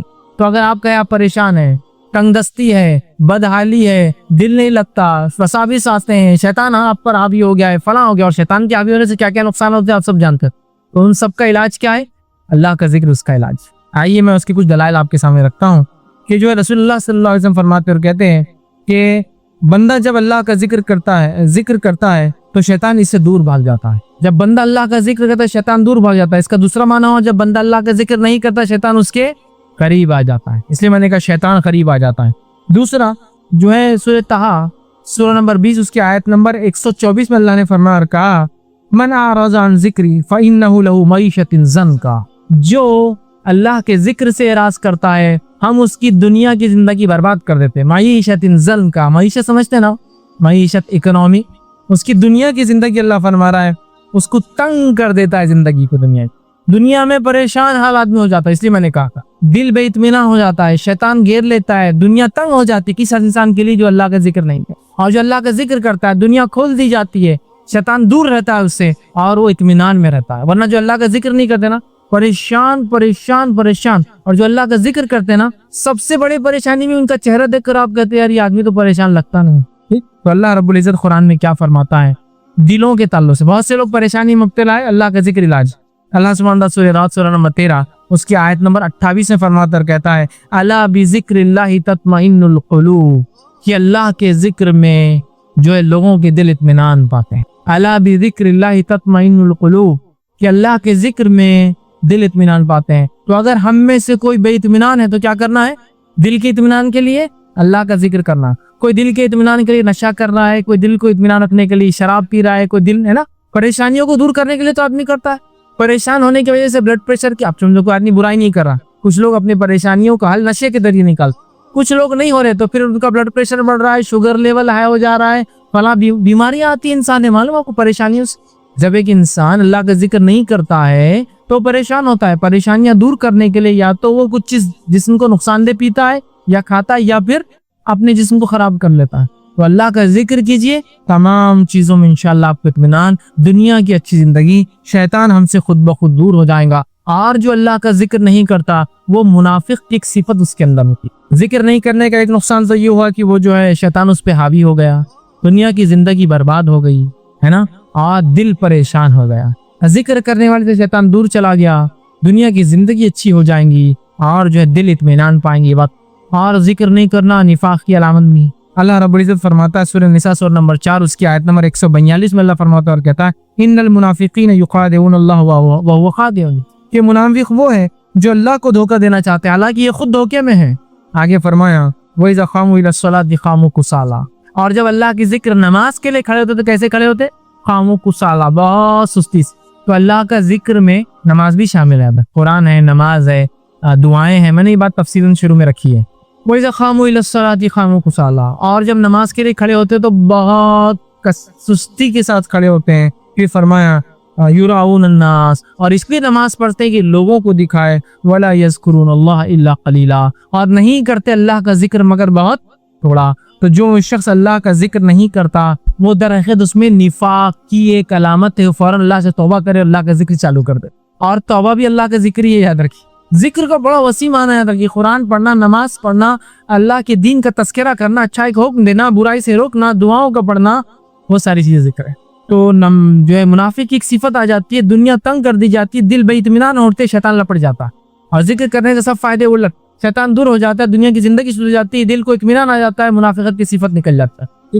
آگے آئیے, وہ لوگ جو اپنے دلوں کو سخت کر لیتے ہیں, اللہ کا ذکر نہیں کرنا یہ دلوں کی سختی کی علامت ہے, دل سخت ہو گئے. تو ان کے تعلق سے اللہ نے وعید کی قرآن میں, اور سورہ زمر سورہ نمبر 39 آیت نمبر 22 میں قرار فرمایا. آپ نے اللہ نے فرمایا کہا فویل للقاسیۃ قلوبہم من ذکر اللہ, کہ اللہ نے فرمایا کہ تباہی ہے, ہلاکت ہے, ویل ہے ان لوگوں کے لیے جن کے دل اللہ کی یاد سے سخت ہو چکے. ویل کا لفظ دیکھیے, فرمایا فویل للقاسیۃ قلوبہم, ان لوگوں کے لیے لعنت ہے جن کے دل سخت ہو گئے ہیں من ذکر اللہ, اللہ کے ذکر سے. تو اللہ نے جو اللہ کا ذکر نہیں کرتا کہا ان کے دل سخت ہے اور اللہ کی لعنت ہے. تو کیا ہم اور آپ اللہ کی لعنت کے مستحق ہونا چاہتے ہیں؟ اللہ کا ذکر چھوڑ کر نہیں نا. تو اللہ کا ذکر ہمیں کثرت سے کرنا پڑے گا, اور اللہ کے ذکر کی اہمیت اتنی زیادہ ہے کہ نبی اکرم صلی اللہ علیہ وسلم اللہ نے تاکید کیا کہیں اللہ کے ذکر سے نبی آپ غافل نہ ہو جانا. اور آپ صلی اللہ علیہ وسلم یہ حکم سورہ اعراف سورہ نمبر 5 اس کی آیت نمبر 205 میں آیا. اس کا آخری حصہ آیت کا اللہ نے فرمایا اور کہا وَلَا تَكُن مِّنَ الْغَافِلِينَ, اے نبی اپنے آپ کو اللہ کے ذکر سے غفلت میں نہ ڈال دینا, یا اپنے ذکر اللہ کا ذکر نہ کر کے اپنے آپ کا شمار غافلوں میں نہ کر لینا. تو نبی اکرم صلی اللہ علیہ وسلم تاکید آ رہی ہے, نبی اللہ کا ذکر نہیں کر کے اپنے دل کو غافلوں میں شامل مت کر لینا. جب نبی کو یہ تاکید ہے, ہمارے لیے کتنی اہم تاکید ہے. آئیے ابو داؤد کی حدیث سنیے, وہ مجلس جس مجلس میں اللہ کا ذکر نہیں ہوتا اس مجلس کی برائی کیا ہے. جیسا کہ آج کل ہو رہا ہے, ہم کئی مجلسوں میں جا کر بیٹھتے ہیں, اللہ کا ذکر نہیں. لیکن اب آپ یہ سوال کریں, آپ کیا ہر جگہ جانا تو کیا اجتماع شروع کر دینا کہ ہاں اللہ کا ذکر بولتا ہوں؟ اللہ کے ذکر میں ہر بار آپ کو اجتماع نہیں لینا ہے. لیکن آپ کسی مجلس میں گئے, مجلس میں گئے, السلام علیکم ورحمۃ اللہ, کیسے ہیں, کیا ہے, خیر خیریت ہے, کیوں کر رہے ہیں آپ سلام؟ اللہ نے حکم دیا, نبی کی سنت ہے. خیر خیریت کیوں پوچھ رہے ہیں؟ نبی کا طریقہ تھا, اس کے دین کو یاد کرے نا بھائی, اللہ آپ کو اچھا رکھے, اللہ آپ کو وہ کرے, چلو ماشاءاللہ آپ کے سن کی خوشی, یہ ذکر ہے تو خاص نہیں. لیکن کچھ مجلس ایسی بھی اللہ رحم کرے آج ہم پر کہ غیر, اور کیا چل رہا ہے, تو مسلمان ہے نا, ہاں مسلمان ہے, اگلی بار سے انشاءاللہ سلام چالو کر دیں. اور کیا چل رہا ہے اپنا, تو بہت زبردست بڑھیا چل رہا ہے, اور یہ تم خود بڑھیا کر لے رہے کہ اپنا نہیں, تو الحمدللہ کون, الحمدللہ بہت اچھا چل رہا ہے. پوری مجلس ذکر سے خالی, ہماری ملے تو خالی ہنس دیے, بہت زبردست چل رہا, بہت یہ ہو گیا وہ ہو گیا, یہ کامیابی وہ کامیاب, یہ بزنس وہ بزنس, یہ ایسا وہ ایسا, صحت بہترین. لیکن ایک بھی اللہ کا ذکر دیکھی نہیں آئے شروع سے آخر تک. اور کیا چلتے, بس چلو نکلتے ہیں, ملیں گے ہی, آخر تک ایک ذکر کا جملہ نہیں. اللہ, یہ مجلسیں ہیں جو ذکر سے خالی ہوتی ہیں, ان کا حال کیا ہوگا. ابو داؤد کی روایت آپ نے فرمایا کہ جو ہے آپ نے اس شخص کی اس مجلس کی مذمت کی اور اس کے الفاظ سے, جو جماعت کسی مجلس سے اللہ کا ذکر کیے بغیر اٹھ جاتی ہے. آپ ایک بڑے فنکشن میں گئے, آپ ایک جماعت ہے, چونکہ وہ بہت بڑی مجلس, وہ چیزیں ایسی ہی یاد رکھیے, ان کا آپس میں بڑا گہرا تعلق ہے. مطلب ایک چیز ہوں گی تو دوسری چیز اس کے ساتھ ہوں گی ہی, یاد رکھیے. مطلب ایک شخص اگر ایمان والا ہوگا تو اس کی آزمائش ہونے والی ہے. لیکن بڑی افسوس کی بات ہے, جس دور اور جس حالات سے ہم گزر رہے ہیں, ہم نے یہ سمجھ لیا کہ جس پہ آزمائش آتی ہے اس کے بعد شاید ایمان میں کمزوری تھی. اور جو انسان دنیا کی جس کو کہیں گے نعمتوں کے اندر جو ہے مست ہے, تو ہم کو لگ رہا ہے کہ یہ حق پر ہے, مطلب یہ صحیح ہے. جب یہ اصول پیمانہ ہم بنا لیتے ہیں, یہ جس کو کہیں گے اس کا نہ رکھتے ہوئے کہ ایمان کے ساتھ آزمائشیں لگی ہے, مختلف آزمائش مختلف لوگوں کو مختلف طریقے سے ایمان کے درجوں کے اعتبار سے آتی رہیں گی, ان کی جان میں, مال میں, ہے نا, ہر چیز میں آتے رہیں گے. لیکن ہم وہ بھول جاتے ہیں, اور پھر ہم موازنہ اور کمپیریزن کرنے لگتے ہیں کہ دنیا کی نعمتیں مطلب دن پر دن کے اعتبار سے بھی اچھا آدمی, اور اگر دنیا کی نعمتیں نہیں ہے اس کے پاس, غربت میں ہے, مشکل میں ہے, بیماری میں ہے, دکھ میں ہے, تکلیف میں ہے, پریشانی میں ہے, تو ارے یہ آدمی جو ہے گناہگار ہوگا, اس لیے اللہ رب العزت ایسی سزا دے رہا ہے. یاد رکھیے, اللہ رب العزت جو اپنے نیک بندوں کو آزماتا ہے, بلکہ ایک حدیث میں نبی اکرم صلی اللہ علیہ وسلم فرمائے کہ اللہ تعالیٰ سب سے زیادہ جن لوگوں کو آزماتا ہے وہ ہوتے ہیں جن سے وہ سب سے زیادہ محبت کرتا ہے. اسی لیے ہم دیکھتے ہیں نبی اکرم صلی اللہ علیہ وسلم کو بہت آزمایا گیا, اس لیے کہ اللہ رب العزت ان سے بہت محبت کرتا تھا. اور جو لرزشیں اور خطائیں, چھوٹی چھوٹی کوتاہیاں بھی ہوتی ہے, تو وہ بھی اللہ معاف کر دیتا ہے. اور یہ تکلیفوں کے ذریعے, آزمائشوں کے ذریعے درجات کو بلند کرتا ہے. تو چونکہ انبیاءوں کا درجہ سب سے اونچا ہونے والا ہے, تو آزمائش سے سب سے زیادہ ہے ان کی عادت. تو لہٰذا آزمائش اور ایمان کا بالکل جس کو کہتے ہیں ایک ایسا ساتھ ہے کہ لازم اور ملزوم ہے. مطلب ایک ہوگا تو دوسرا آتا ہی ہے, وہ ہونگا ہی, موجود ہونگا کہ ایمان والا ہے تو آزمائش ہے ہی, یاد رکھیں. صحابہ کے تعلق سے جب نبی اکرم صلی اللہ علیہ وسلم کی وفات ہوئی اور خلفائے راشدین کا دور شروع ہوا, اللہ رب العزت نے اتنی زمین, جائیداد, دولت سے نوازا کہ کسی کو انتہا نہیں. تو صحابہ میں سے بہت سارے صحابہ کے اقوال موجود ہیں جو یہ سوچا کرتے تھے اور کہا کرتے تھے, کہیں اللہ رب العزت نے ہمیں دنیا میں آخرت کا بدلہ تو نہیں دے دیا, چونکہ جب نبی کے ساتھ تھے تو آزمائے جا رہے تھے، اور اب اتنی فراوانی دنیا، دن دولت، امن امان، کھانا پینا سب کچھ مل رہا ہے، تو کہیں یہ ایسا تو نہیں کہ اللہ ریوارڈ، مطلب وہ تو آخرت میں بدلہ چاہ رہے تھے نا، کہ دنیا میں تو اجر نہیں مل جا رہا ہے، تو ڈر رہے تھے، مطلب آزمائش کی کمی سے وہ ڈر رہے تھے کہیں ہمیں اللہ رب العزت آخرت کا بدلہ تو نہیں دے رہا ہے، جبکہ ہم نے سب آخرت کے لیے کیا ہے۔ تو گویا صحابہ کا یہ عقیدہ تھا کہ آزمائش اگر آ رہی ہے تو ایمان کے نتیجے میں آتی ہے، جس کا جتنا بلند ایمان اتنے اس کی آزمائش سے سب سے زیادہ اللہ کے نبی آزمائے جاتے ہیں، اور اس کے بعد اللہ کے نیک بندے، اور اس کے بعد ان کے بعد جو نیکی میں ہوں گے، اور اس کے بعد جو نیکی میں ہوں گے۔ تو لہٰذا آج میں آپ کے سامنے اس مختصر سے وقت میں ایک واقعہ رکھنے والا ہوں، اور اس واقعے کے اندر ایک سماج، ایک سوسائٹی کے لیے، ہر فرد کے لیے عبرتیں ہیں، نصیحتیں ہیں، سبق ہے، لیسنس ہے، اور جس کو کہتے ہیں کچھ نہ کچھ سیکھ ہے، سماج کے ہر طبقے کے لیے، عوام کے لیے، مالدار کے لیے، ایک جس کو کہتے ہیں جو کوئی پوزیشن ہولڈ کرتا ہے اس کے لیے، بچوں کے لیے، عورت کے لیے، بڑوں کے لیے، سب کے لیے، مطلب ہر کسی کے لیے اس میں کچھ نہ کچھ نصیحت اور عبرت ہے اس واقعے کے اندر۔ واقعہ یوں ہے، اور اس واقعے کے تعلق سے بہرحال میں نے آپ کے سامنے جو 2 آیتیں مختصر تلاوت کی سورہ بروج کی، تو یہ واقعہ اسی کے اندر آتا ہے، لیکن سورہ بروج کے اندر جو اصحاب اخدود کا تذکرہ ہے، جو کہ اس کی 3 آیت سے شروع ہوتا ہے واقعہ، تو اصحاب اخدود یاد رکھیے، اس کے تعلق سے علماء کی مختلف آراء ہے، رائے ہے، جس میں 3 مشہور رائے کہ یہ شاید 3 کسی مقام میں سے ایک مقام کا واقعہ ہے۔ پہلا، یہ شاید فارس کا، پرشیا کی کسی علاقے کا واقعہ ہے جہاں ایمان والوں کے ساتھ یہ واقعہ ہوا۔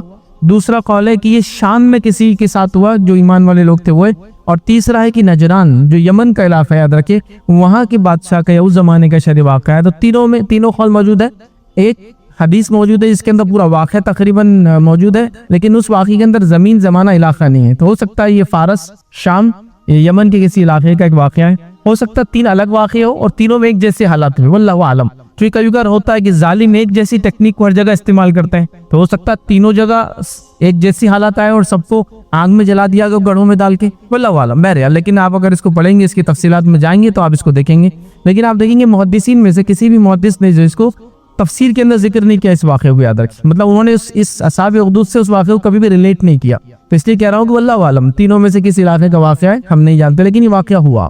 اب یہ واقعہ کب ہوا اس کی تفصیلات ہم نہیں جانتے ہیں۔ بھائی یہ واقعہ یوں چالو ہوتا ہے جو کہ صحیح مسلم اور جامع ترمذی اور دیگر جو کتابوں کے اندر یہ واقعہ آتا ہے۔ میں کسی ایک کتاب سے اس واقعے کو آپ کے سامنے نہیں رکھوں گا، میں اس کو ایک قصے کی شکل میں کڑیاں بنا دوں گا، تاکہ وہ الگ الگ کتابوں میں جو کچھ باتیں آتی ہیں سب کو ملا کے ایک سٹوری جس کو کہتے ہیں، قصص سے واقعہ بن جائیں گا، تاکہ آسانی ہو آپ لوگوں کو سمجھنے کے اندر، یاد رکھ۔ لیکن اکثر حصہ میں صحیح مسلم کی روایت سے اس کے اندر لوں گا۔ تو بہرحال نبی اکرم صلی اللہ علیہ وسلم فرمایا، ہم سے پہلے لوگوں میں ایمان والے لوگ تھے، مطلب جو بھی ایمان والے تھے، یہود تھے، نصارہ تھے، یا اس سے پہلے تھے، واللہ عالم۔ تو ہم سے پہلے ایمان والوں میں جو ہے کہ واقعہ ہے، ایک بادشاہ تھا، اور اس بادشاہ کے پاس ایک جادوگر تھا، ساحر تھا۔ وہ جادوگر بہت بوڑھا ہونے لگا، تو اس نے بادشاہ سے کہا کہ اب تو بڑھاپے کے بعد میری موت آ جائیں گی، تو کیوں نہ آپ ایسا کریں کہ میرے لیے جو ہے ایک اچھا ہونہار بچہ ڈھونڈ کر لائے، جو ذہین ہو، فطین ہو، سمجھدار ہو۔ تو میں کیا کروں گا، اپنا علم جادوگری کا، کہانت کا، نجوم کا، اس کو ٹرانسفر کر دوں گا میرے مرنے سے پہلے۔ بادشاہ نے کہا ٹھیک ہے، ہاں اس کے بارے میں سوچتے ہیں۔ اعلان کیا گیا، منادی لگائی دی، اور ایک ذہین بچہ ایک شہر سے، اس علاقے سے چن لیا گیا، اور چننے کے بعد اس بچے کو کہا گیا کہ وہ روز جو یہاں آئیں گا اور جب بادشاہ محل آئیں گا اور جادوگر سے جادوگری سیکھیں گا، تاکہ پھر جب جادوگر مر جائیں گا تو وہ پھر بادشاہ کی ہیلپ کریں گا، وہ ستارے کیا بول رہے ہیں، خواب دیکھا تو اس کا کیا معنی ہوتا ہے، وہ جو بھی بہرحال اس زمانے میں ان کی پوزیشن ہوا کرتی تھی بادشاہوں کے پاس۔ بہرحال تو بچہ چن لیا گیا منادی کے ذریعے۔ بچہ آتا تھا، روزانہ آتا تھا اپنے گاؤں سے، اور بادشاہ کے پاس آتا تھا محل کے اندر، جادوگر سے جادوگری سیکھتا اور جاتا۔ وہ جب ایک محل کی طرف آتا تھا، جنگل یا خاموش خالی علاقہ تھا، تو وہاں ایک راہب رہتا تھا۔ ایک دن اس کی اس راہب سے ملاقات ہوگی۔ راہب سے مراد وہ شخص جس نے دنیا کو چھوڑ دیا اللہ کی عبادت کے لیے، یا دنیا کو چھوڑ دیا چونکہ دنیا میں فتنے تھے، وہ اس ایمان پر باقی نہیں رہ سکتا تھا۔ اس واقعے میں جو راہب تھا، جو دنیا کو چھوڑ چکا تھا، وہ اس لیے چھوڑ چکا تھا کہ وقت کا بادشاہ اپنے آپ کو خدا اور معبود کہتا تھا، اور دوسرے کسی خدا کا تصور نہیں رکھتا تھا، اور ان کو قتل کر دیتا تھا۔ تو یہ اللہ پر ایمان والا تھا، تو اس نے اپنے ایمان کو چھپانے کے لیے جنگل میں اپنے آپ کو شہر سے دور رکھا تھا۔ تو راہب کے پاس گیا، راہب کے پاس ایک دن بیٹھا، تو راہب سے کچھ باتیں دیکھی۔ راہب نماز پڑھ رہا تھا، اس نے نماز دیکھی، کچھ باتیں سیکھی۔ اب وہ روزانہ جب محل جاتا تو جاتے جاتے پہلے راہب کے پاس رکتا، وہ نیک انسان کے پاس، پھر میجیشین جو بادشاہ کا جو جادوگر تھا وہاں جاتا، اس سے علم سیکھتا، پھر واپس گھر جاتا، روز یہ کرنے لگا۔ اب ہونے لگا اس کو راہب کی باتوں میں بڑا انٹرسٹ آنے لگا، اس کے شوق پیدا ہوگا دین سیکھنے کا، اور راہب اس کو دین کی باتیں سکھاتا تھا، اللہ اور اس کے رسول جو اس زمانے میں جس پر بھی ایمان تھا، اس جو نبی تھے ان کی باتیں سکھاتا۔ یہ متاثر ہونے لگا اور علم حاصل کرنے لگا. اور یہاں وہ دیر ہو جاتی, تاخیر ہو جاتی. جب محل پہنچتا تو اس کو جادوگر مارتا اور بولتا تم لیٹ کیوں آتے ہو, دیر سے کیوں آتے ہو. تو اس نے ایک بار راہب سے کہا کہ میں کیا بولوں, میں جو لیٹ ہو جاتا ہوں, تاخیر ہو جاتی ہے, تو جادوگر بڑا مارتا ہے. تو راہب نے کہا دیکھو میرے بارے میں تو کسی کو مت بتانا, اس لیے کہ پھر یہ تو جان کے لالے ہو جائیں گے. تم کیا کرنا, جب میرے پاس سے لیٹ وہاں گئے اور وہ بادشاہ پوچھیں گا کہاں تھے, تو ان کو بولنا کہ وہ میں گھر سے لیٹ آیا, گھر والوں نے دیر سے چھوڑا. اور اگر میرے پاس سے ہوتے ہوئے گھر جاؤ اور گھر والے پوچھے لیٹ کیوں ہوا, تو بولنا وہ جادوگر نے آج لیٹ چھوڑا, تب میرے بارے میں مت بتانا. بچے نے کہا ٹھیک. اب وہ علم سیکھتا رہا اور علم سیکھتے سیکھتے اس کی چوٹی کو پہنچ گیا. مطلب اس نے جادوگری کا علم بھی سیکھ لیا اور راہب سے جو ہے دین کا علم بھی سیکھ. اب ایک دن وہ جانے لگا تو اس کے بستی سے جو محل کی طرف ایک راستہ تھا, وہ راستے میں شاید برج تھا یا کوئی ندی تھی یا کوئی ایسا راستہ تھا جس کو پار کرنے کے لیے وہ اکیلا ایک ہی راستہ تھا. اس راستے کو کسی ایک ہولناک خطرناک جانور نے روک دیا. کون سا جانور تھا, بڑا اژدہا تھا یا کوئی بہرحال کیا جانور ہوگا واللہ عالم, لیکن وہ جانور نے روک رکھا تھا. اب اس بچے نے سوچا میں دونوں طرف جاتا ہوں, دونوں علم سیکھتا ہوں, جادوگری کا, سورسری کا, میجیشین کا بھی, نجوم کا بھی, اور ساتھ میں راہب سے دین کا علم بھی سیکھتا ہوں. آج آزماتے ہیں کہ دونوں میں حق پر کون ہے. اور اس نے ایک پتھر اٹھایا اور اللہ سے دعا کی, اے اللہ میں اس پتھر کو جب اس جانور کو ماروں تو اگر بادشاہ کا وہ جادوگر حق پر ہے تو یہ جانور نہ مرے, اور اگر راہب حق پر ہے جو مجھے دین کا علم سکھاتا ہے تو جانور مر جائے. یہ نیت کر کے اس نے پتھر ماری اور جانور مر گیا. مطلب کون حق پر ہے, راہب حق پر ہے, جانور مر گیا. یہ لڑکا گیا راہب کے پاس اور کہا کہ دیکھو ایسا ایسا ہوا, میں نے مارا اور وہ لگ گیا پتھر. تو راہب نے کہا اب تم مجھ سے بھی آگے چلے جا چکے ایمان کے معاملے میں, لہٰذا اب تمہاری آزمائش, اس بات کو خاص یاد رکھنا میرا نام کسی کو مت بتانا, چونکہ اب تمہاری آزمائش ہے, چونکہ تم ایمان میں مجھ سے آگے جا چکے ہو, کمال کو پہنچ چکے ہو, حد درجے پہنچ چکے ہو. اس سے ایک بات اور پتہ چلی ہم کو اس واقعے سے کہ کبھی کبھار شاگرد, یا اکثر دیکھا جاتا ہے شاگرد استاد سے آگے جاتے ہیں, چونکہ راہب سے آگے چلا گیا بچہ ہے نا. تو ہوتا ہے اس میں کوئی حسد و جلن کی بات نہیں, اس میں خوشی کی بات ہے کہ آپ نے کسی کو علم دیا اور وہ آپ سے آگے چلا گیا اس علم میں, حالانکہ آپ اس کے استاد ہیں لیکن وہ آپ سے آگے ہے. تو یہ ہوا بہرحال. اب بچہ جو ہے سمجھ گیا کہ اللہ کا جو دین ہے وہ حق پر ہے, راہب حق پر ہے, ایمان حق پر ہے, اور وہ بھی ایمان لے آیا. اب چرچا ہو گیا بچے کا, مطلب علاقے میں مشہور ہو گیا کہ ایک بچہ ہے جس نے ایک جانور کو مارا, اور لوگ اس کے پاس آنے لگے دعائیں کروانے کے لیے کہ ہمارے لیے دعا کر دیا کرو. اور اللہ نے اس کی دعا میں تاثیر دے دی, وہ اللہ کا ولی بن گیا تھا, کمال کو پہنچ چکا. ہوتا کیا تھا کہ جو لوگ اس کے پاس آتے سے دعائیں کراتے, وہ کہتا اللہ پر ایمان لاؤ. جو لوگ اللہ پر ایمان لاتے وہ ان کے لیے دعا کرتا, اور دعا کرنے سے ان کو اس مسئلے کا حل مل جاتا. بیمار لوگ آتے, اندھے لوگ آتے, کوڑی, برس جن کی انگلیاں وغیرہ جھڑ رہی ہے, جس پر دھبے آ گئے سفید, اندھے جو ہوتے تھے وہ آتے تھے اور اس سے دعا کرواتے تھے, اور ان کو آنکھیں مل جاتی تھی, بینائی آ جاتی تھی, بیماری دور ہو جاتی تھی, اور وہ دعا کرنے لگا. بادشاہ کی جو ہے محل میں ایک وزیر تھا, وہ نابینا تھا, اندھا تھا. اس نے سوچا چلو میں بھی جاتا ہوں. وہ تحفے تحائف لے کر اس بچے کے پاس گئے اور جا کر کہا کہ یہ تحفے تحائف میرے قبول کرو اور مجھے آنکھیں دے دو. بچے نے کہا میں آگے نہیں دے سکتا ہوں, میں تو صرف اللہ کے حضور پہ دعا کرتا ہوں. اگر تم ایمان لاؤ پھر میں اللہ کے حضور دعا کرتا ہوں تو اللہ تعالیٰ ہو سکتا ہے تمہیں آنکھیں دے دے, لیکن میری کوئی خصوصیت نہیں ہے, میری کوئی اس میں خاصیت نہیں ہے. تو یاد رکھیے جو بھی شفا, جو بھی کام ہوتا ہے اگر ہمارے ذریعے اللہ لیتا ہے ہم صرف ذریعہ ہے, ہمارے سے نہیں ہوتا. یاد رکھیے, اس لیے کہ بیماری میں شفا کوئی نہیں دے سکتا اللہ کے علاوہ. ٹھیک ہے بہرحال. تو اس نے کہہ دیا رب پر ایمان سے مراد بادشاہ پر ایمان, چونکہ وہی بادشاہ پر ایمان لایا, تو اس زمانے کے بادشاہ اپنے آپ کو رب کہتا تھا. تو کہا نہیں, رب العالمین پر ایمان, جو زمین و آسمان کا رب ہے, اللہ رب العزت. تو کہا اچھا ٹھیک ہے میں ایمان لاتا ہوں اللہ رب العزت پر. جب وہ ایمان لایا, لڑکے نے دعا کی, اللہ رب العزت نے اس کو آنکھیں نواز دی, اس کو آنکھیں آ گئی. اب وہ دوسرے دن محل گیا, اب بادشاہ سے ہاتھ میں آنکھ ڈال کے بات کرنے لگا. بادشاہ نے کہا کل تک تو تم, ظاہر سی بات ہے جو نابینا ہوتے ہیں وہ آنکھ میں آنکھ نہیں ملاتے نا, کان لگاتے آپ کی طرف, کیونکہ آنکھیں نہیں ہوتی ان کی, تو کان دیکھیے ایسا کرتے. ابھی آنکھ میں, تو کہا مجھے تو آنکھیں آ گئی. کیسے کیا؟ تو کہا اس لڑکے کے ذریعے جو جادوگر کا علم سیکھنے آتا ہے. بادشاہ نے جادوگر سے کہا کیا تمہارا علم اتنا آگے بڑھ گیا کہ جو کام تم بھی نہیں کر سکے بچہ کر رہا ہے؟ تو جادوگر نے کہا بادشاہ سلامت, میرا علم یہ کام نہیں کر سکتا, کیونکہ جادوگر کو اپنے لیمٹ معلوم, وہ ٹرکس کرتے ہیں, شعبدے بازی کرتے ہیں, ہاتھ کی صفائی کرتے ہیں, ان میں کوئی پاور نہیں ہوتا. اس نے کہا بھائی میرے سے نہیں ہو سکتا, یہ میرا علم اس لیول کا ہی نہیں کہ یہ ہو سکتا ہے, یہ کچھ اور ہے. تو بادشاہ نے وزیر سے کہا کہ کس نے تمہیں آگے دی؟ تو کہا اس لڑکے کے ذریعے. تو کہا دینے والا کون ہے؟ تو کہا اللہ رب العزت, میرے رب نے دی. تو کہا کیا تم میرے علاوہ کسی کو رب مانتے ہو؟ تو کہا ٹھیک ہے پھر اس کو خوب سزا دی جائے, اور اس وزیر کو خوب مارا گیا. کہا اس بچے کو بھی لے کر آؤ. اس بچے کو لایا گیا. کہا تم کیا میرے علاوہ کسی کو رب اور معبود مانتے ہو, الہ مانتے ہو؟ تو کہا اللہ رب العزت جو سارے عالم کا رب ہے. تو کہا یہ نہیں ہو سکتا. اس لڑکی کو خوب مارا گیا اور کہا کس نے یہ بات تم کو بتائی؟ چونکہ بادشاہ کو تو یہ بات معلوم تھی کہ اللہ حق ہے، لیکن اب وہ ڈرا ہوا تھا بتائی کس نے. اور وہ راہب چھپا ہوا اس لیے تھا جنگل میں کہ وہ اپنے ایمان کو بچانے کے لیے چھپا. اب بچہ چھوٹا تھا، جب اس کو باہر سزا دی گئی اس نے کہہ دیا مجھے راہب نے بتایا کہ یہ اللہ رب العزت رب ہے. اس راہب کو لایا گیا اور راہب کو بھی خوب وہ کیا گیا، مارا گیا اور کہا کہ اب تم سب کو مجھ پہ ایمان لانا پڑیں گا، مطلب بادشاہ پہ ایمان لانا پڑیں گا، اگر تم نے یہ نہیں چھوڑا تو تم کو سزا دی جائیں گی. بچے نے کہا میں تو اللہ پہ ایمان لاتا ہوں، میں نہیں چھوڑ سکتا ہوں.